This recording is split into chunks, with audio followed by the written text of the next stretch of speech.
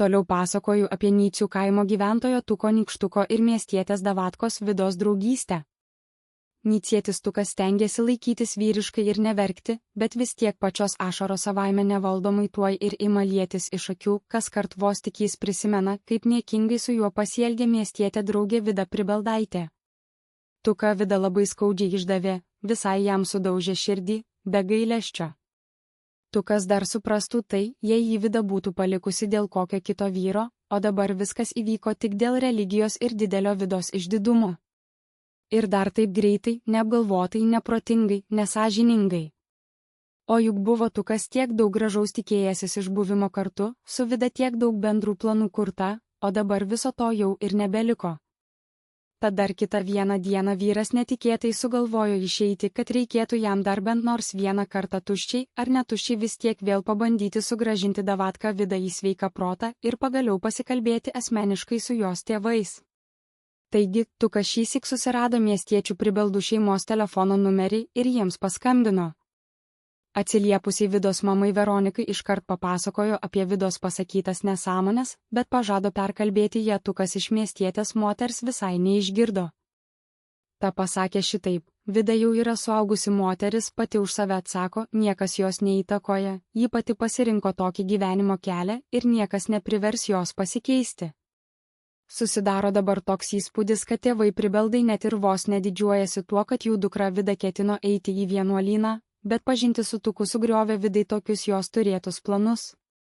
2011 m. lapkričio 7 diena. Štai kaip galėjo skambėti šis sunkus ir nemalonus telefono pokalbis tarp širdį suskaudusio nyciečio vienišo tėčio Tuko ir miestietės, griežtos Vidos mamos Veronikos Pribeldienės. Telefonas skamba kelis kartus. Kitame gale pakeliamas ragelis. Veronika, klausau. Kas skambina?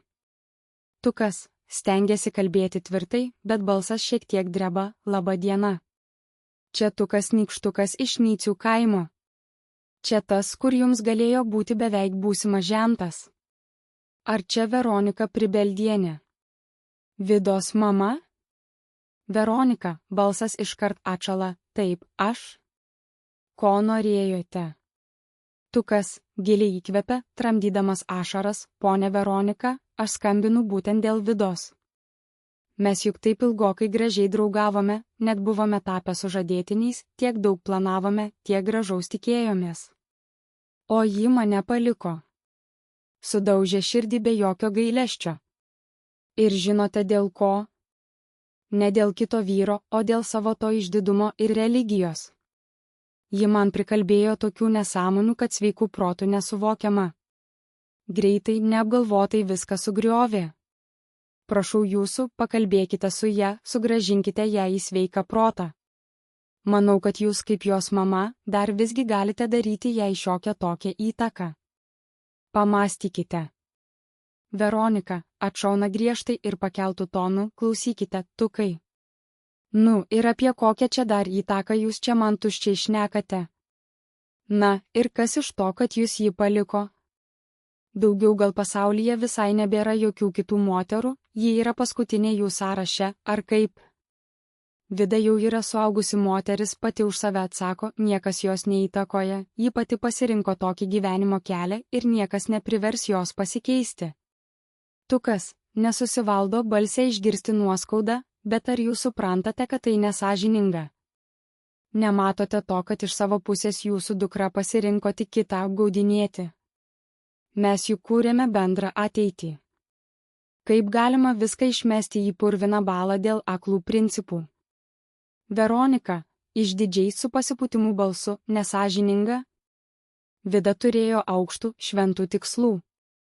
Ji ketino eiti į vienuolyną. Ji turėjo gražius planus atiduoti save Dievui. Ir žinote ką?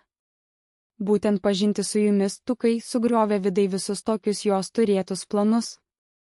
O mano Vidutegi jau buvo ir užsukusi į tas moterų vienuolyno celes, dairėsi įdėmiai, ar tai jai tikrai tiktų, daug diskutavo su jau seniai pašvęsta į savo gyvenimą gyventi pasirinkusiomis seserimis. Tad neturite ko čia skųstis. Tukas, priblokštas, vos renkantis žodžius, sugriovė planus?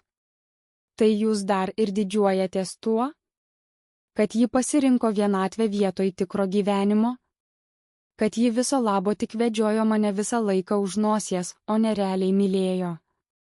Kaip išvis būtų galima džiaugtis šitaip egoistiškai besielgiančiu savo vaiku? Žinokit, jeigu aš pats turėčiau tokią dukterį, tai man jūsų vietoje būtų be galo gėda dėl dukters veiksmų. Veronika, šaltai, mes savo dukrą pasitikime. O jūs visai ir neturi jokios savo dukters, kiek žinau, jūs auginate tik savo mažą sūnų, kuris išaugs dar nežinia kuo.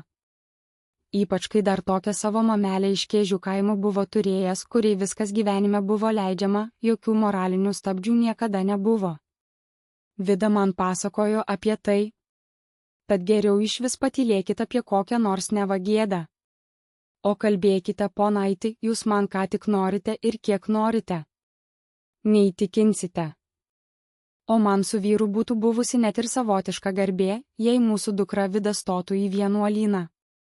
Dukra yra tikinti ir taip trokšta tarnauti Dievui, kodėl turėtumėm tam trukdyti? Daugiau neturiu apie ką su jumis kalbėti. O jūs tiesiog visiškai nė iš tolo neatitinkate jokių Vidos iškeltų vidinių standartų. Štai jums ir palikimo priežastis. Ir neieškok daugiau kaltų, tukai. Viso gero. Pasigirsta trumpi telefono signalai. Veronika padeda ragelį. Tukas lieka stovėti su telefonu rankoje, o iš akių vėl nevaldomai ima lietis ašaros. O jisgi dar norėjo išreikšti savo nuomonę apie galimai netikusi auklėjimą, kuris vyko su pačia Vida, kai ji augo ir brendo. Bet nebespėjo pasakyti. Viską nutraukė gan labai greitai padarytas skambučio nutraukimas. Šia tau ir pabandymas apie tai, kas dabar taip jo viduje slegia, pasikalbėti gyvai su pačia Vidos mama. Nepavyko.